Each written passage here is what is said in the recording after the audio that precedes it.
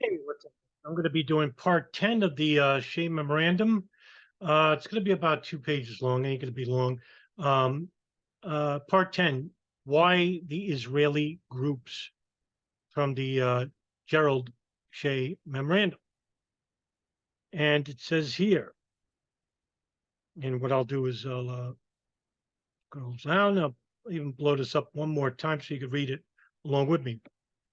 It is not necessary at this early stage of inquiry into these events to speculate on the original rationale for the U.S. activities of the two Israeli groups. A study of that question will best be undertaken in the course of the public inquiry, but a few thoughts may lend some perspective to the question. And I don't think it's early now. I mean, back then when he wrote the report, sure, if we're going to speculate on the rationale for U.S. activities of the two Israeli groups,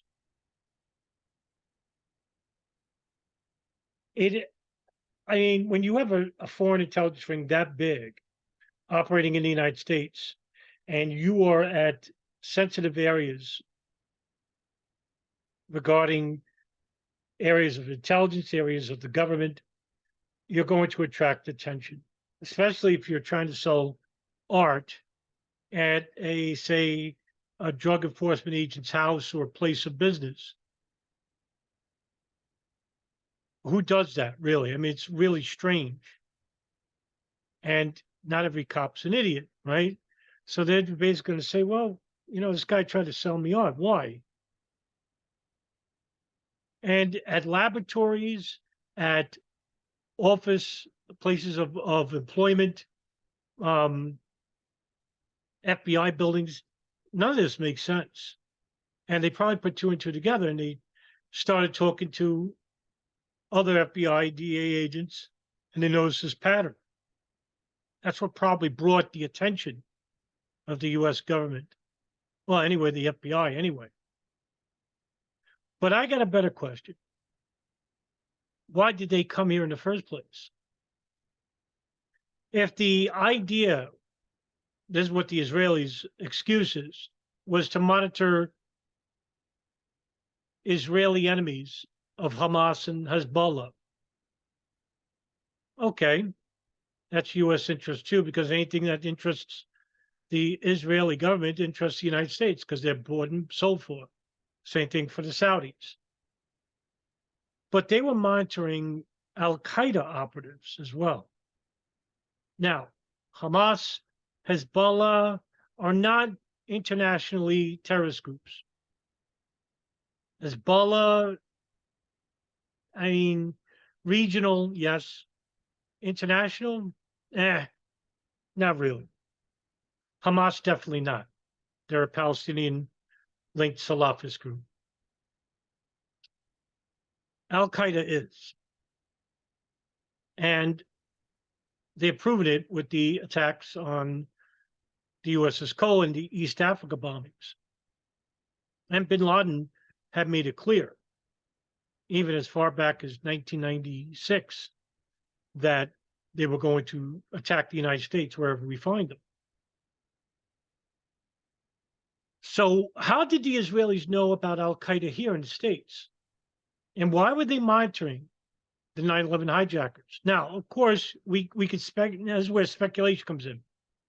Did they know about the 9/11 attacks beforehand? We don't know because, like I said before in the videos, we don't know the specifics. They were collecting signals, intelligence regarding monitoring phone calls, human intelligence, monitoring the whereabouts of certain people involved with Al Qaeda in Florida, New Jersey, and New York, Virginia, San Diego. So that's where all the 9/11 hijackers were at. Why didn't we demand this information? Well, plausible deniability. It's best that we don't know the specific details. This way we can always deny them. But this is all speculation anyway, right?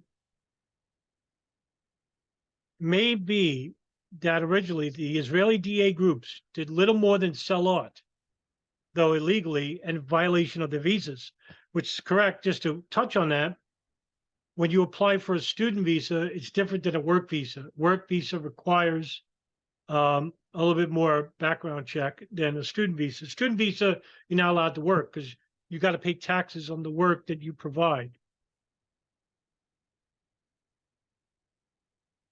And then you got to fill out different forms with a work visa, right? It may be that originally DA groups did a little more than this. A lot. Once the need or usefulness of keeping Arab groups under surveillance in the United States became apparent to the Israeli government, they may have viewed these art salesmen and their vans as ideal groups and vehicles into which to insert sophisticated agents with telecommunications, wiretapping, or electronic eavesdropping equipment and intelligence expertise, in which a lot of these Israeli group art students were skilled at. Remember I mentioned in the previous video about certain members in Houston and in Florida, like Hernan Safadi, that have experience in the military or in Israeli intelligence. The vans in the operations of both Israeli groups were able to move about neighborhoods without raising undue concern. The art students in the Israeli DA groups were using the vans as sometimes door-to-door salesmen. The personnel of urban moving systems, the Mossad Front, were ostensibly driving about northeastern New Jersey towns in their vans to help people move a familiar suburban site. With ample room for personnel and electronic equipment, the vans were ideal vehicles for electronic eavesdropping. Right, instead of a car. Right? So if you have electronic equipment in a van, in a moving van, well, no one's going to think anything, right? Oh, we're moving this person. If you see like a recording device or a computer or a desk outfitted with electronic hearing aids and electronic interference machinery. Oh, we're moving somebody. You know, they can always give that. It's an ingenious idea when you think about it. And also, you fit many people in the van. Say they could be parked outside the house of the DA agent or the FBI agent. And if there's a piece of wiring in the art itself, which is what we suspect, well, they could listen. The extent to which Nice Systems, the Israeli wiretapping company for Toma Ben-Dor, who's part of this Israeli group, worked the Israeli with reference to DA groups in his computer files, will be a matter for the public inquiry. Nice Systems was ideally suited to provide equipment and expertise to the Israeli New Jersey groups because its U.S. headquarters was located in Rutherford, New Jersey, near the center of the group's operations. The future hijackers were frequent users of landlines and cell telephones. Well, there you go. Who knows what kind of information the Israeli groups got from the 9/11 hijackers while they were inside the United States, like New York or New Jersey, Virginia, Florida, San Diego. We don't know. Nobody talks about this. I mean, this is really huge. Nobody knows about Nice Systems. Nobody knows about AmDocs. Nobody knows about the DEA groups. They rather talk about the fictional Israeli group who are always mixed up for the art students on the 83rd floor of the North Tower. They aren't Israeli. And yes, they're art students, but that mix-up is probably intentional because they don't want you looking into here. Khalid al-Mihdhar regularly telephoned a terrorist facility in the Middle East from the United States. Both Mihdhar and al-Hazmi constantly on their cell phones. Mohammed Atta made calls to Madrid from Coral Springs, Florida, and used his cell phone to call lodging establishments in Florida. Ramzi bin al-Shib, a plot leader based in Hamburg, Germany, frequently called Atta al-Shea Musawi from Hamburg. Now, listen. Let me just keep going before I say anything. Ziad Jarrah made hundreds of phone calls from Florida. And Hani Anjor, Nawaf al-Hatmi, and other hijackers made 75 calls in 2 days to locate apartments, flight schools, and car rental agencies for the New Jersey hijackers, the Pentagon plane. If the Israelis were monitoring all these phones, 9/11 is known to them, every aspect of it, because that's all the members of the 9/11 groups of the planes operation, Ziad Jarrah, Mohammed al-Shea, Mohammed Atta, Ramzi bin al-Shib, the facilitators even abroad. So if, let's just say we speculate and that the Israeli groups were listening to the phone calls of these people, well, they got 9/11, the planes operation. Specifics too. They know about the date. They know about what planes. They know about money. They know about transferring of money, where they're going to be, what hotels they'll stay at, because that's what they were talking about on these phones. What else are they going to be talking about? These are serious men. They're talking about the 9/11 operation and whatever else that's situated with it. I mean, what else? What else? How come nobody's talking about this? It's fascinating, isn't it? This isn't new. This has been around since the report was compiled. 9/11 Commission knew. Joint House Inquiry knew because this report was given to them by Gerald Shea. What'd they do with it? Nothing. It's not even in the reports. In fact, nobody talks about this. As to the Israeli DA group surveillance of the DEA, it is difficult, if not impossible, to learn from the public record at this time the precise nature of the information they were seeking from that agency. Now, probably, again, speculation, they were monitoring the drug operation headed by Jacob Cookie Ogaran, the ecstasy ring in New York, in California, because Israel one time was the biggest exporter of ecstasy, besides from countries like the Netherlands, who at that time was, I think, the biggest, where Israel was right there with them. And throughout the mid-90s, ecstasy was a huge drug, big time in clubs.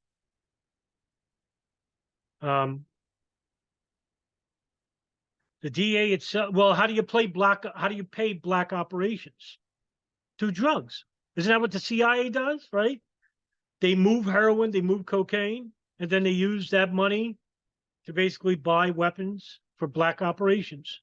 Well, this is a black covert operation where you have, now again, speculation, where you have an Israeli signals intelligence operation who can't be formally paid, and you have over 200 agents here involved with this big ring, but they're not, where are they going to get the money from? Not from the Knesset. They don't want no paper trail. Through drugs, the ecstasy ring. Again, speculation, but why else are they monitoring the DA? Why? Because if they hear a phone call about, say, the DA in New York, and they knew about a certain seller who can be traced back to an Israeli operative in this operation, they could shut it down. The DA itself was not sure then, and it may not know to this day. The DA had its own concerns about the Israeli DA groups relating to previous drug investigations, as noted above. Perhaps these concerns were well-founded. Perhaps the Israelis were using these units in part as a training ground, and ourselves for future agents, or were interested in learning the DA's methods for tracking drug traffickers and their money, a potential source of funding for terrorist groups. And I'm surprised that Gerald Shea didn't make the connection here. And it wouldn't be too hard regarding how do you pay for, black operations like this. But in all likelihood, the selling of art, though far riskier, and the DA spying were covers for their more important work of keeping Arab groups under surveillance in the United States. It very well could be the case.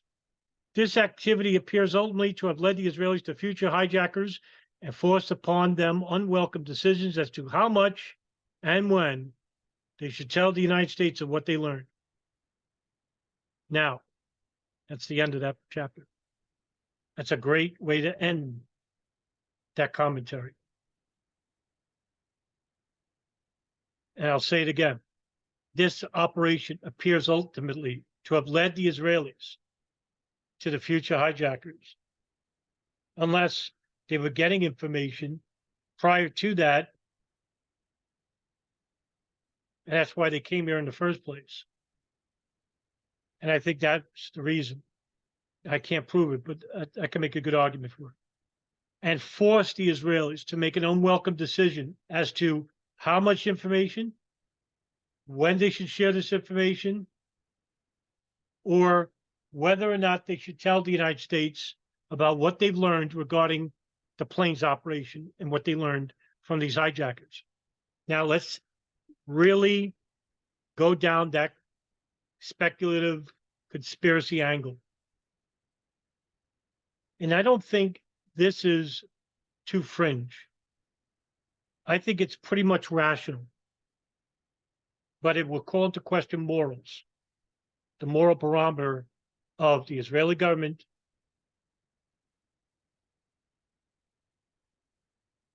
This information is passed on to their supervisors, because all these people have supervisors too, and they would be in the Israeli military and Israeli intelligence.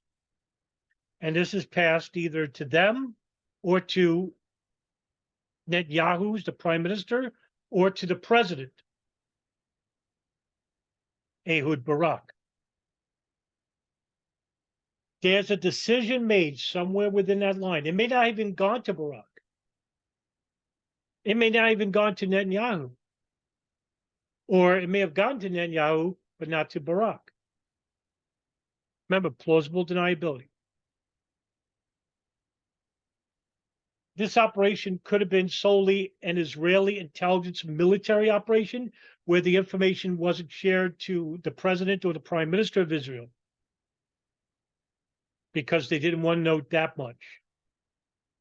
They knew an attack was coming, and somewhere a decision was made not to inform the United States about the specifics. Why, right? Now let's go into that conspiracy angle. Why? Again, speculation. Please be careful. And always when you talk about this on video or written work or even to friends, always admit that you're speculating while giving certain scenarios. Don't lead it to like it's evidence, because it really calls into question your reputation. And that's all you have is your reputation. So it would benefit Israel, the speculation, it would benefit Israel for these attacks to be successful. Why? Because the United States is going to react, and they're going to react heavily. For years, the country that Israel wanted for the United States to invade was Iraq. They tried to blame Iraq for the 1993 World Trade Center bombing. You had a lot of neocon writers and authors who tried to connect Ramzi Youssef to Iraq. In fact, his passport was Iraqi. He claimed asylum in the United States as an Iraqi.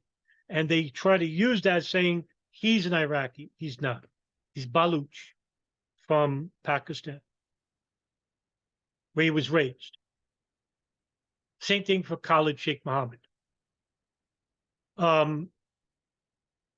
With the 9/11 attacks, they basically lied because there was no evidence. Because in the hours and days after 9/11, just immediate days, the Bush White House and those neocons like Paul Wolfowitz, Douglas Feith, and Rumsfeld told the National Security Counterterrorism Chair, Richard Clarke, to see if there was any connection to Iraq to these terrorist attacks, which shocked Clarke. He couldn't find any. So they gave it to the FBI. The FBI said there wasn't any. They gave it to the CIA. The CIA said there wasn't any. And then they basically told Director Tenet to basically make something up. And so the White House made a group called the Office of Special Plans, which was a very covert group led by Douglas Feith and Paul Wolfowitz, in which they would draft up plans about the invasion of Iraq. So they were going to make up their mind anyway. And so what happened? There was fictitious evidence of Mohammed Atta in the meeting in Prague by the Israeli government about procuring chemical weapons. There was also a torture report from an individual named Ibn Sheikh al-Libi, who was tortured by the Egyptians, in which he was made to say that, yes, he was privy to information about Al-Qaeda procuring chemical and biological weapons with the Ba'athist government. They used that information in Colin Powell's speech at the United Nations Security Council, in which there was an approval for war. The information was false. None of that was true. But Colin Powell, who had a reputable face and people admired and trusted, believed him. Even with, those stupid cartoon pictures of the trucks and caves, none of that was true. How did anyone look at that and say, that's evidence? That's a fucking drawing. But with Iraq being blamed for 9/11, Afghanistan, of course, because of the training camps and Taliban harboring al-Qaeda, even though the Taliban tried their very best to hand over bin Laden to a third party, in which the United States rejected time again. The Saudis tried to get the Taliban to hand him over, and then there was a meeting between the Taliban and the Shura Council in Pakistan, in which they were hesitant about handing over bin Laden to the Saudis for fear of him being handed over to the Israelis and to the West, in which the Muslims around the world would look at the Taliban and say, wow, Muslims are handing over a Muslim to our enemies.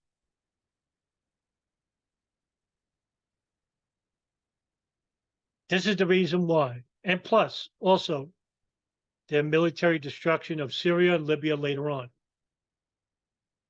and the unprecedented drone strikes under the Trump and Obama administrations.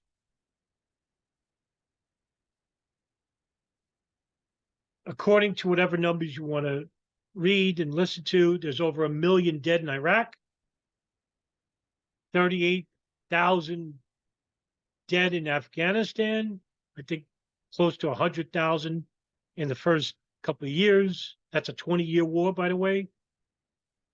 The near destruction of Syria, the total destruction of Libya. These were all countries of the Arab World League, and these were all countries that were to be destabilized or controlled at some point under the old Israeli foreign policy plan called the Old Edyanan Plan. And so this is the reason why a decision was made by the Israeli government or from somebody in the Israeli intelligence and military establishment to withhold this information, because all of this came true. The Middle East was destroyed, basically, for the exception of the Gulf, which were tentative Israeli allies after 9/11. Bahrain, United Arab Emirates, Saudi Arabia. Not Syria, not Libya, not Pakistan, and not Afghanistan or Iraq. The only country that was left was Iran. And they're trying to connect al-Qaeda to Iran desperately. All right. That's the end of this chapter. There are 2 more chapters left, and then that's the end of the Memo series, in which I will see you in the next video. All right, guys, have a good night. And I will always update you with the news, whether it's 9/11 related or not, without any bias or prejudice.